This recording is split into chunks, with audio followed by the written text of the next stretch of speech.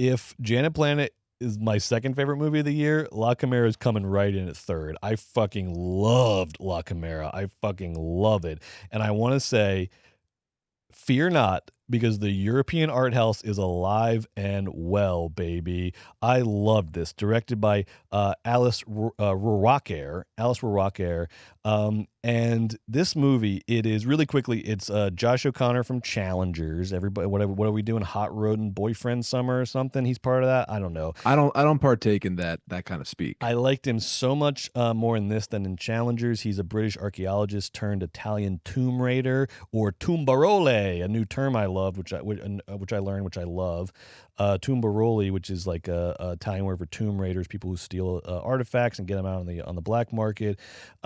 He returns to Italy after being in prison for stealing Etruscan artifacts. He reconnects with his ex-girlfriend's mother, who an amazing Isabella Rossellini performance, who also acts as a sort of mother figure to Josh O'Connor.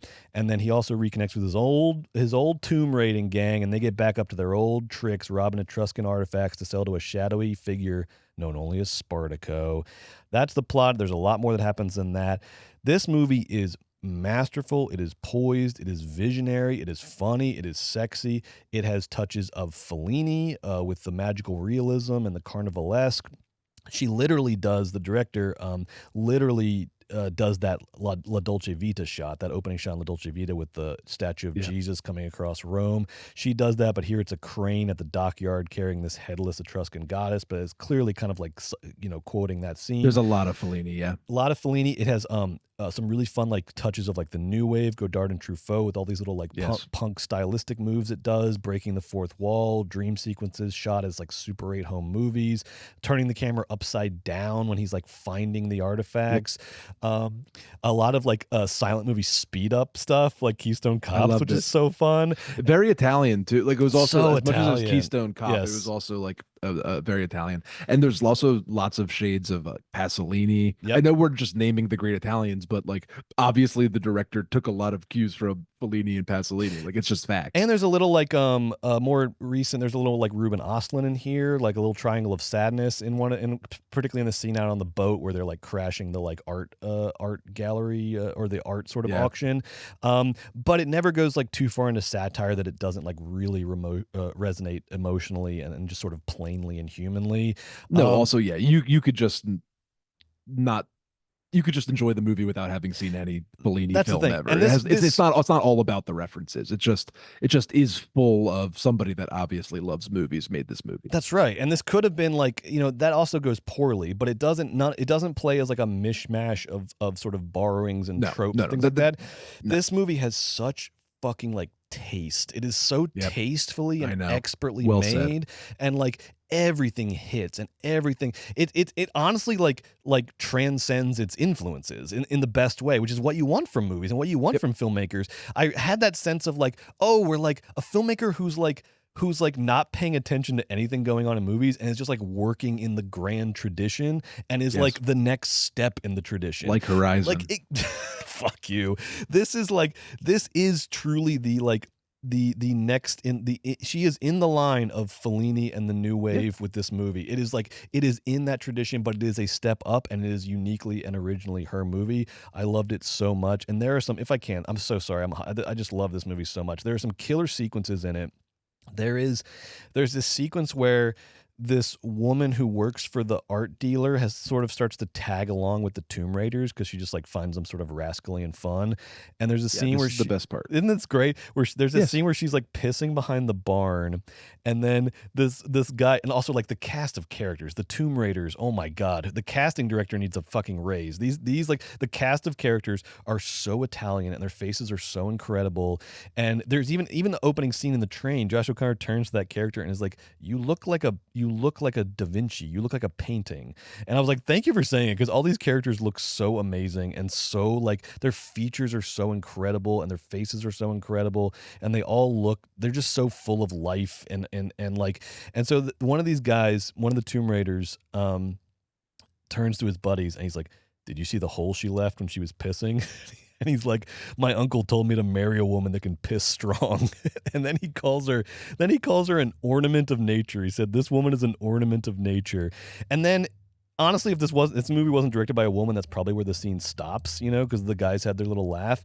But then the woman comes into the frame, walks into the frame, and then starts telling him about how like she loves the Etruscans because they were so bohemian, and if the and then she literally, this is where the fourth wall break happens out of nowhere, but it's so perfect. She turns the camera and she's like, if the Etruscans were alive today, there wouldn't be all this machismo in Italy. And she says it so effortlessly, and it's done without any pretension or any show offiness. There's no like, look at me, look at my tricks. It's all just done so effortlessly, and again with such like just exquisite like taste, and it's like, it is like so fucking well executed.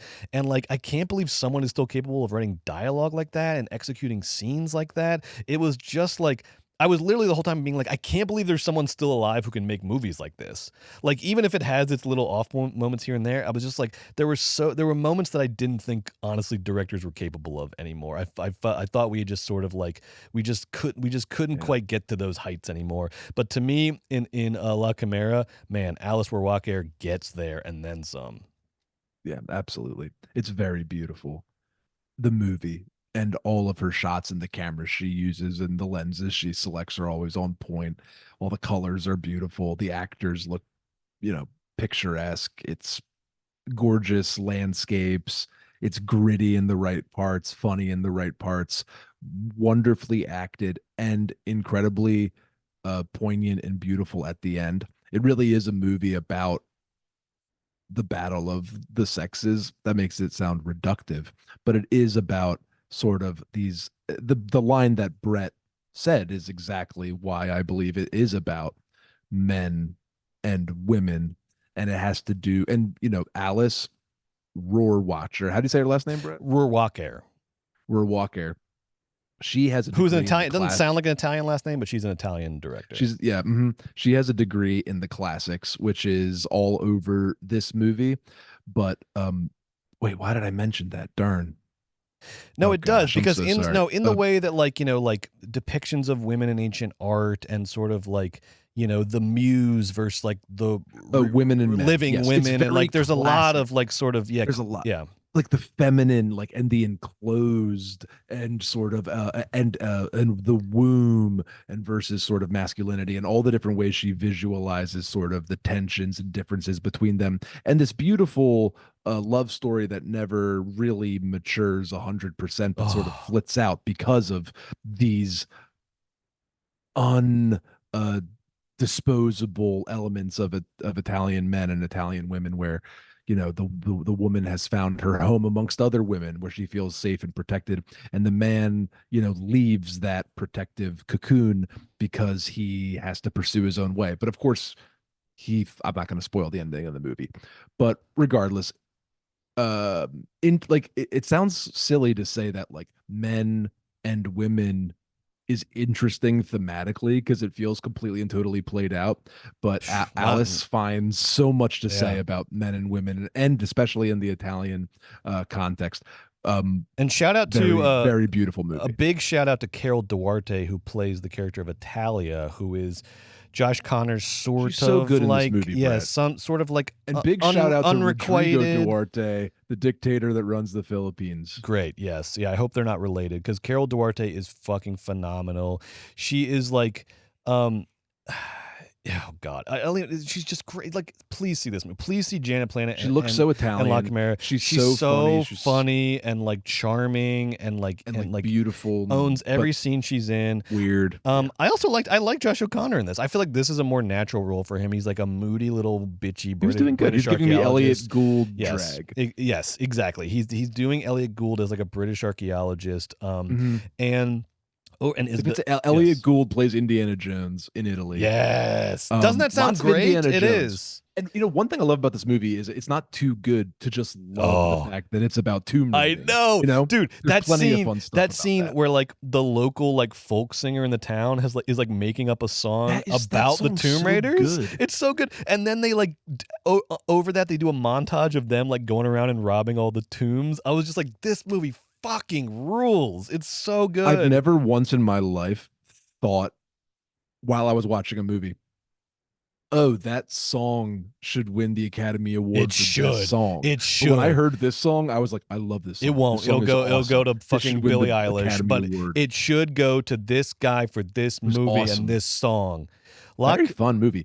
This movie is full of like levels, and this is a real movie made by a real person that's really into movies and really into art. And again, I recommend it as well.